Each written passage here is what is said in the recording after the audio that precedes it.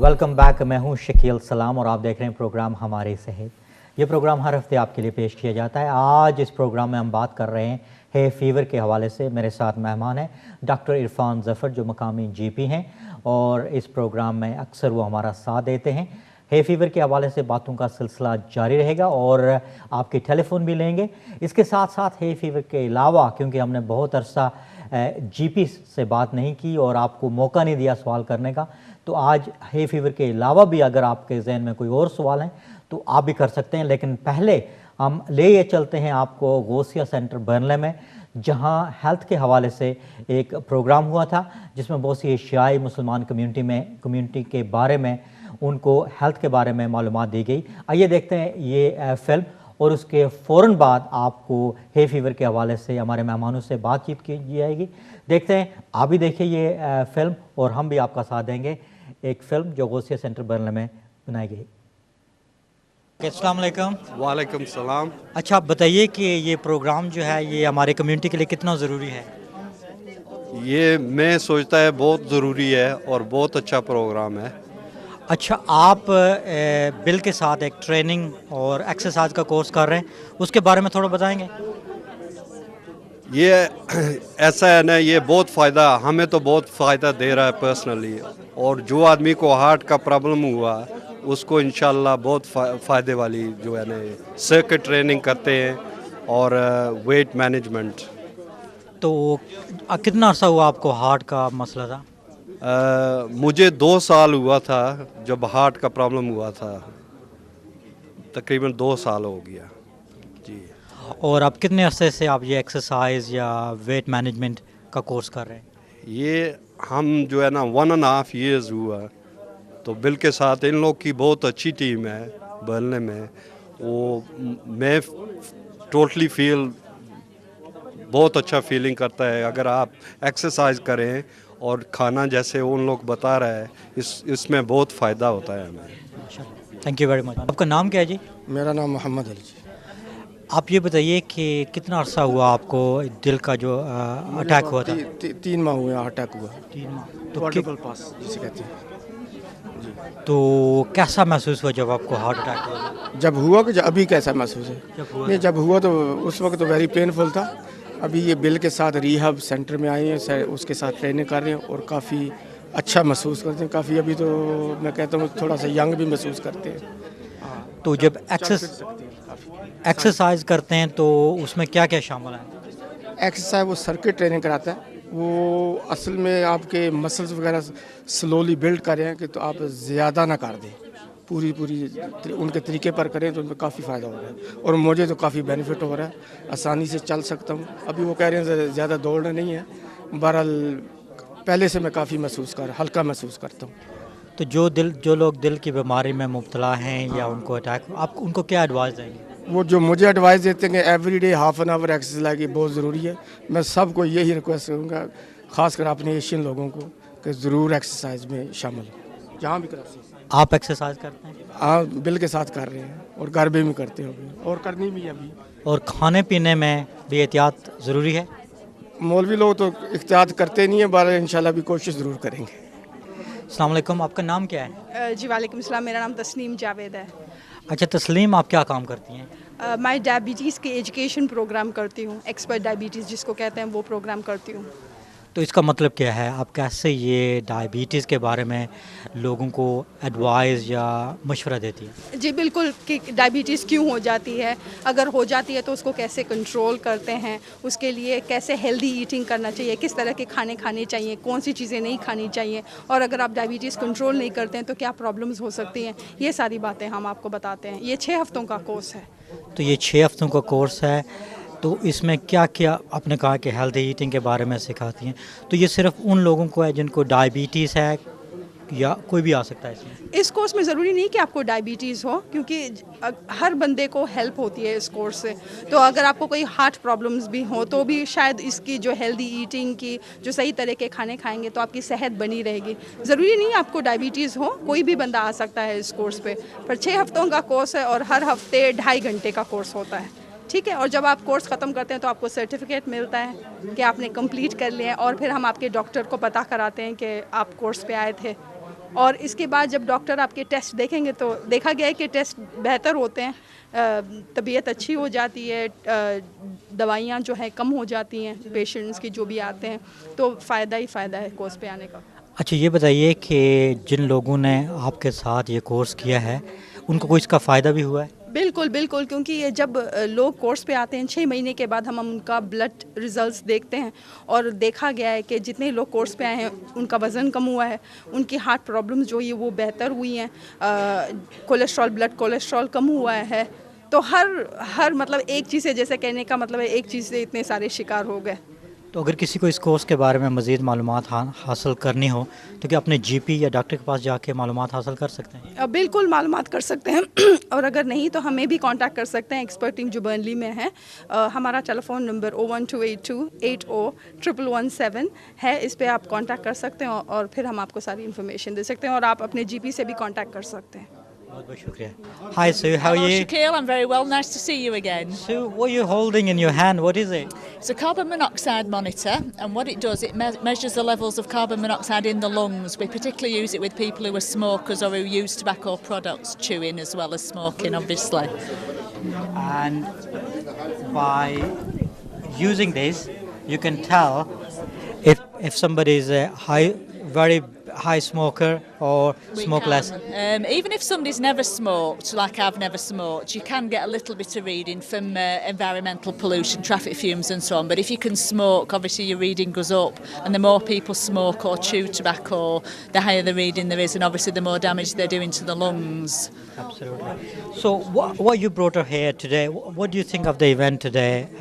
What was the purpose behind today's event? Well, from our point of view, what we were aiming to do was to encourage people to stop smoking, and we were pleased that a number of the men that we've spoken to have given up smoking in order to benefit their health and the health of their families. So we've been very pleased about that. We have also talked to some men that still do smoke or use tobacco products, and we've been explaining to them the damage that it does to the health and also to the health of those people around them, that particularly children in the family whose lungs aren't properly developed, and if there's tobacco smoke around in the house, that can be very damaging towards the children. Okay, well, your key health message to the community? The best single thing you can do for your health is to give up smoking if you're a smoker. Brilliant. Hi Bill, how are you? I'm fine, thank you. Fine. Right, Bill, explain to me what exercise, what do you do? Right, I'm the cardiac rehabilitation officer. I cover Burnley, Padiham, Nelson and Colne. So we're just trying to raise the awareness of coronary heart disease, and particularly in the Asian community. It's a particular problem in South Asians living in this country. It's raising the risk of CHD quite considerably. So we really need to get that message home. So in order to help people who are suffering from coronary heart disease and have a heart attack, how they can recover, what can you do to help them to recover? Right. Well, normally they would go through the hospital procedure first, so they would have 6 weeks of sort of rehabilitation in a clinical environment where it's nice and safe. After they've gone through that programme and everything's nice and settled, blood pressure's behaving as it should be, everything's okay, then we can take people into the community. So what we do here is to carry on the good work that's been done. We'll do exercise, and what we're doing is building an exercise programme up over 10 weeks, so that's tailored to each individual, because as well as having coronary heart disease, we might have other issues that we need to take into consideration.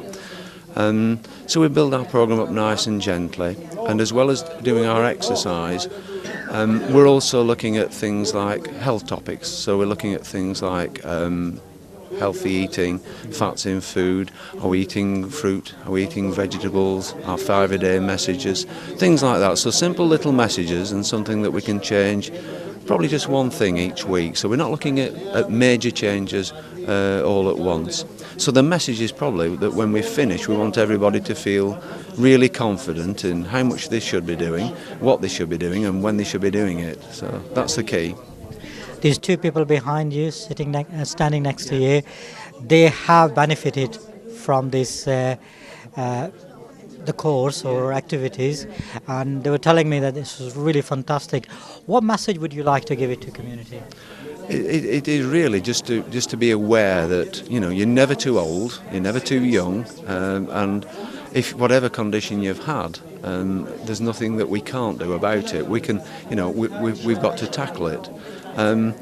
So go and see your GP if you're worried about anything. Go and see your GP, get the advice, and we're running a number of courses throughout the area.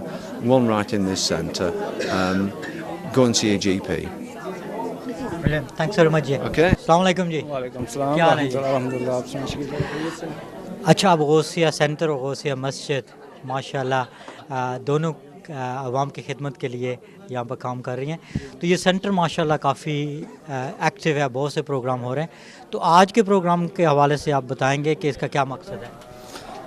अल्हम्दुलिल्लाह, ये जो programme है ये specially आवाम के लिए अमीन भाई ने मुरतब किया है। तो इंशाल्लाह हमारा पूरा ताउन है जो लोगों की सेहत के हवाले से स्पेशली ऑर्गेनाइज़ किया गया है। जो लोग सिगरेट पी रहे हैं, हार्ट के मरीज़ हैं, डायबिटीज़ के हैं, तो अल्हम्दुलिल्लाह अल्लाह ताला आपको अजर दे इसका। अच्छा, ज़ाहिर है कम्युनिटी में बहुत से मसले हैं सेहत के हवाले से, तो आज भी बहुत से स्टॉल लगे हुए हैं यहाँ पर, और आप भी गौसिया सेंटर और मस्जिद जो है बिल्कुल सेंटर में हैं कम्युनिटी के, तो ये एक बहुत अच्छी एक जगह है।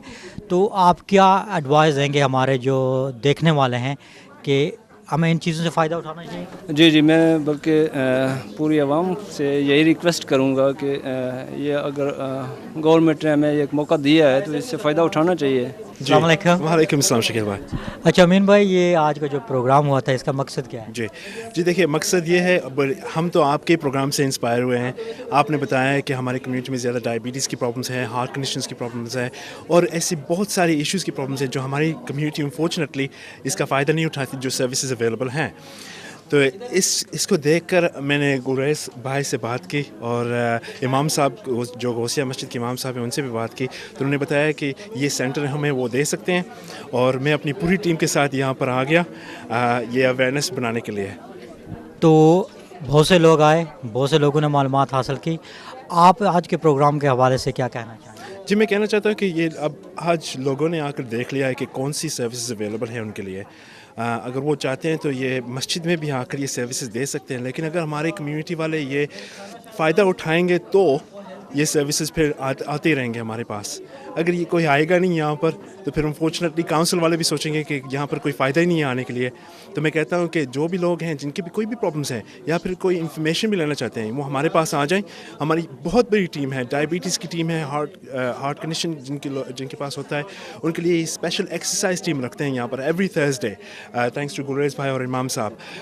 गौसिया सेंटर में एक्सरसाइज की क्लासेस होती हैं, तो प्लीज़ यहाँ पर आएँ और फ़ायदा उठाएँ। बहुत बहुत शुक्रिया, थैंक यू। जनले में हमने ये रिकॉर्ड की थी, वहाँ एक हेल्थ का इवेंट था, बहुत से लोगों से आपने बातचीत सुनी, और जैसा कि हमारी कम्युनिटी में ये बहुत बड़ा मसला है, और अमीन भाई जिन्होंने इस प्रोग्राम को अरेंज करने में मदद की थी, उनका कहना है कि हमारी सेहत प्रोग्राम जो था उससे इंस्पायर होकर उन्होंने ये बात की है। तो मुझे खुशी हुई है कि हमारा प्रोग्राम लोग देख रहे हैं और उस पर अमल भी कर रहे हैं और अपनी कम्युनिटी में कुछ न कुछ कर रहे हैं। तो डॉक्टर इरफान ज़फ़र, आप हमारे आज मेहमान हैं, आपने ये फ़िल्म भी देखी, तो कम्युनिटी में ज़ाहिर है काफ़ी एक्टिविटीज़ हो रही हैं, आपने ये देखा दिल की बीमारी के हवाले से कुछ रिहैब ट्रेनिंग वगैरह हो रही है, तो कैसा लगा आपको? नहीं, बड़ा मैं अच्छा लगा। तो मैं अपने नाज़रीन को कहना चाहूँगा कि हमारे मुल्क में हर शहर में, हर टाउन में जो रिहैब प्रोग्राम है, जो कार्डियक रिहैब प्रोग्राम, वो उन पेशेंट्स के लिए जिनको हार्ट अटैक हुआ है, ठीक, उनकी जो रिहेबिलिटेशन है back to the work place, back to the community, उनको नॉर्मल लाइफस्टाइल के लिए ये हर इलाके में ये प्रोग्राम्स हैं। तो ये बड़ा अच्छा किया कि आपने लोगों को इसमें प्रोग्राम में आपने उनको अवेयर किया कि ये प्रोग्राम उनमें है। फिर डायबिटीज़ के हवाले से डायबिटिक एक्सपर्ट प्रोग्राम जो है वो भी तकरीबन हर शहर में ये जो PCTs जो हैं वो उसको रन करते हैं, और ये बिल्कुल फ्री हैं उन लोगों के लिए जिनको डायबिटीज़ है, और अपनी ज़ुबानों में भी हो रहे हैं। एब्सोल्युटली। और या फिर जिनके फैमिली में किसी को डायबिटीज़ है, वो खुद अटेंड नहीं कर सकते, तो आप उनके बिहाफ पे डायबिटिक एक्सपर्ट प्रोग्राम अटेंड कर सकते हैं।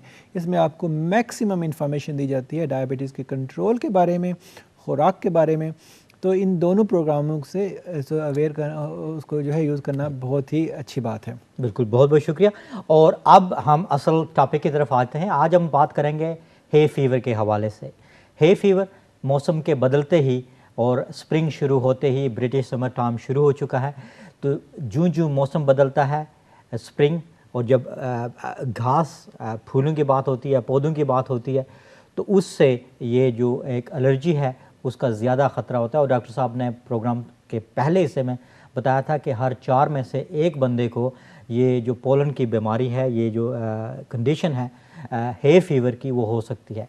इस सिलसिले में अब हमने अपनी टेलीफोन लाइन खोल दी है। इसके साथ साथ हमारे ईमेल एड्रेस भी स्क्रीन पे आएगा। अगर आप ईमेल करना चाहते हैं या फ़ोन करके इस हे फीवर के हवाले से कोई सवाल पूछना चाहते हैं या फिर किसी भी हेल्थ के हवाले से आपके जहन में कोई सवाल है, तो आप डॉक्टर इरफान ज़फ़र से बात कर सकते हैं।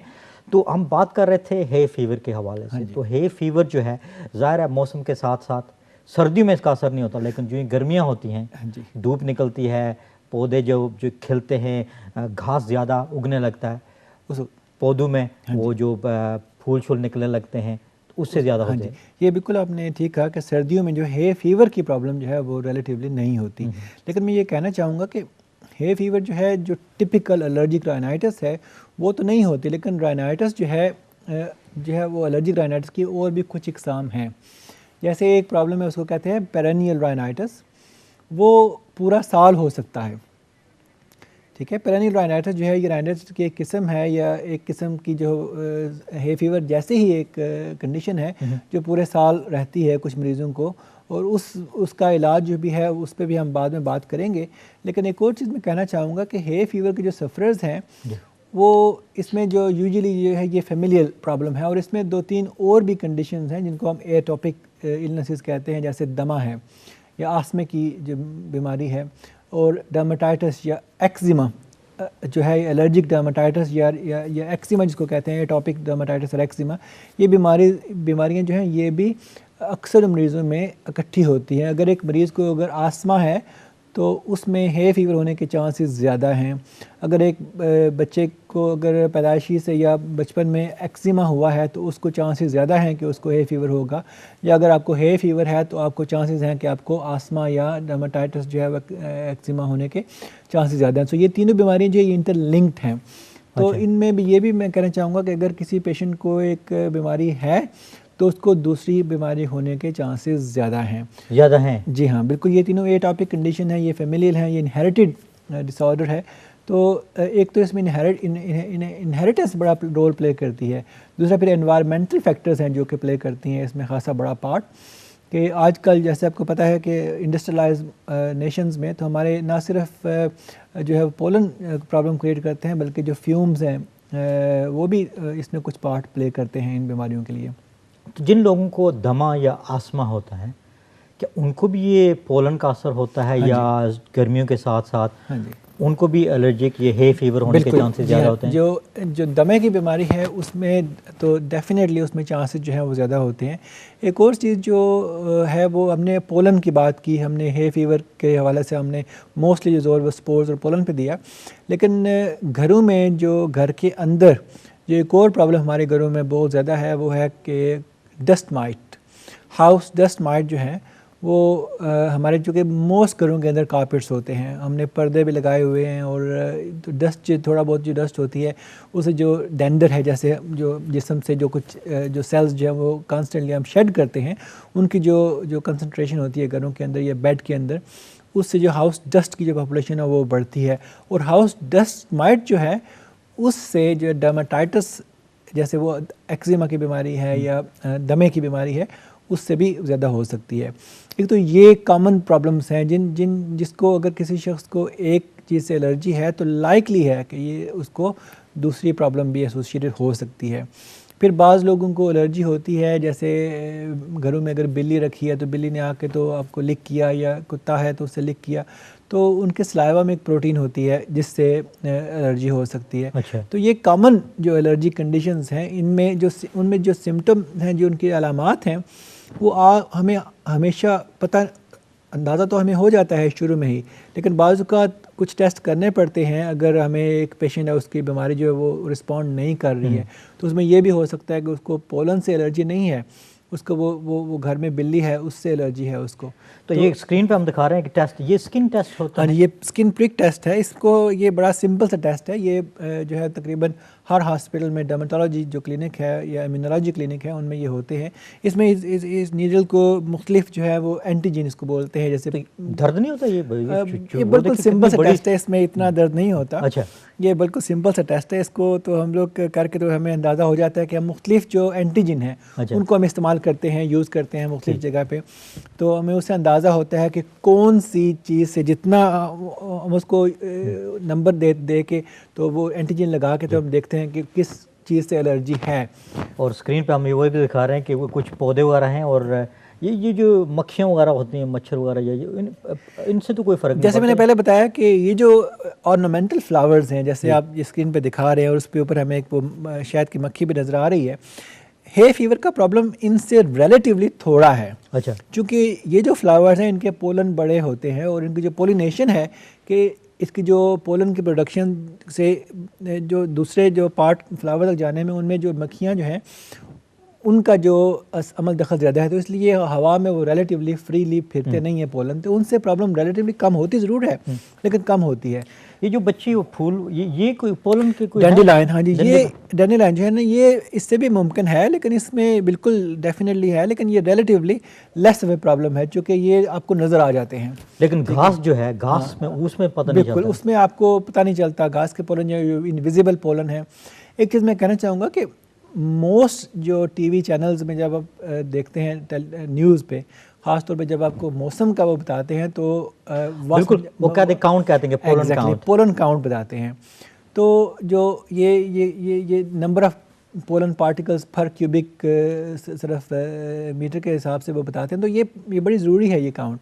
ख़ास तौर पे अगर आपको हे फीवर की प्रॉब्लम है तो अगर आपने बाहर जाना है तो चेक कर लें पहले। अगर तो पोलन काउंट जो है वो डिपेंड करता है कि हवा के बहाव के हिसाब से हवा का फ़्लो कैसा है, उसमें आज का मौसम का टेम्परेचर कितना है, चूँकि पोलन की जो पॉपुलेशन है वो टेम्परेचर के हिसाब से और हवा के हिसाब से चेंज होती है, तो ये ऑल डिपेंड करता है। तो इसी हिसाब से फिर आपको अगर आप पता कर लें तो वो आपको बड़ा फ़ायदेमंद होगा जी। तो इसलिए मैं जिन नाज़रीन को हे फीवर की प्रॉब्लम है वो अगर देख लें पोलन काउंट जाने से पहले तो ये भी उनके लिए बड़ा ही फ़ायदेमंद चीज़ है। ठीक है, तो ये जो पोलन काउंट जितना ज़्यादा होगा उतना ज़्यादा उनको प्रॉब्लम, उतना ज़्यादा प्रॉब्लम होगा, क्योंकि मौसम की रिपोर्ट जो समर में वो मौसम की रिपोर्ट होती है ना, उसमें वो कहते हैं कि पोलन काउंट का भी बताते हैं और कहते हैं कि इस इलाके में ज़्यादा, इस इलाके में कम है, इस इलाके में ज़्यादा है, तो उसका लोगों को ज़्यादा। बिल्कुल, बल्कि अभी टीवी पे अगर आपको याद नहीं देखें तो आप किसी भी वक्त जाने से पहले अपने लोकल जो वेबसाइट्स हैं या जैसे BBC की वेबसाइट है, ये बेशुमार आजकल जो वेदर की वेबसाइट हैं, जैसे इनमें आपका पोलन काउंट की पूरी जो है वो बता दी जाती है। तो इसमें बिल्कुल बड़ी अच्छी बात है कि अगर अपने आप को बाखबर रखें पोलन काउंट से तो उसमें वो मिनिमम प्रॉब्लम होगी। फिर आम, जैसे मैंने बताया कि जो ट्रीटमेंट के हवाले से मैं बात करूँगा, अगर आपको माइल्ड जो है फीवर है तो मैंने जैसे पहले बताया अगर आप एहतियात करें तो आपको दवाई की ज़रूरत नहीं होगी। अगर आपको मॉडरेट जो है वो है फीवर है तो अगर आपको सिम्टम रहती हैं दिन के ज़्यादा हिस्से में, अगर आपको सिम्टम रहती हैं तो फिर आपको मेडिसिन लेनी चाहिए। अच्छा, एक बात मैं पूछना चाहूँगा, जब आप कहते हैं कि छींकें जब आप आती हैं तो ये एक साइन है इसका जी, तो जब छींकें आने से दूसरों को भी इसका असर पड़ सकता है? अगर तो आपको वैसे तो छींक में जब हम छींकते हैं तो जो हवा जो है हम लंग से निकलती है वो बहुत ही हाई स्पीड, हाई प्रेशर जो है वो निकलती है और काफ़ी दूर तक जाती है छींक। तो अगर तो आपको कोई इन्फेक्शन है, तो जैसे आपको कोई इन्फ्लुएंज़ा है या कॉमन कोल्ड वायरस है, तो इसकी छींक के जो जरासीम है वो तो काफ़ी दूर तक जाएंगे, बाकी अफराद को असर होते हैं। लेकिन हे फीवर चूँकि इन्फेक्शियस डिजीज़ नहीं है, हे फीवर इन्फेक्शन नहीं है, तो इसका असर जो है हे फीवर की जो छींक है उसमें इन्फेक्शन स्प्रेड नहीं होती, तो इसमें ज़्यादा वरी की बात नहीं। लेकिन फिर भी एक सुन्नत भी है और एक हेल्थ का असूल भी है कि जब आप छींकें तो अपने मुंह पे रुमाल या टिश्यू रख लें ताकि जो है वो जितने पार्टिकल्स हैं उसमें जज़ब हो जाएं। तो एज ए रूल एडवाइस मैं ये करूँगा कि जब भी आपको छींक आए तो मुंह के आगे रुमाल या टिश्यू पेपर जो है रख लें। वैसे भी है फीवर के सफ़र के जेबों में तो टिश्यू भरे पड़े होते हैं हमेशा से, बिल्कुल। तो वो जो है ये चीज़ बिल्कुल ज़रूरी होगी। तो अगर आप ट्रीटमेंट के हवाले से अगर आप बात करना चाहें तो मैं बताना चाहूँगा कि है फीवर की ट्रीटमेंट मुख्तलिफ हैं। माइल्ड है फीवर सफ़रर्स को या मॉडरेट है फीवर सफ़रर्स को आम तौर पर जो है वो एंटीहिस्टामिन टैबलेट जो है वो आप बाय कर सकते हैं प्रिस्क्रिप्शन के बगैर भी। अगर आप अपने डॉक्टर से लेना चाहें तो वो रिलेटिवली बड़ी चीप मेडिकेशन है। मुख्तलिफ एंटीहिस्टामिन आती हैं, कुछ एंटीहिस्टामिन जो है उनमें थोड़ी सिडेशन होती है, यानी उनसे थोड़ी नींद आ जाती है या गनुदगी होती है, वो भी इफ़ेक्टिव हैं, लेकिन अक्सर लोग उनको यूज़ नहीं करते चूँकि उसमें थोड़ा गनुदगी होती है। चलें एक ब्रेक ले लेते हैं और उसके बाद इंशाल्लाह ट्रीटमेंट पर तफसील से बात करेंगे। इस वक्त हम बात कर रहे हैं है फीवर के हवाले से। मेरे मेहमान हैं डॉक्टर इरफान ज़फ़र जो एक मकामी जीपी हैं। स्क्रीन पर नंबर आएगा ब्रेक के फ़ौरन बाद और हम आपकी कॉल्स लेंगे।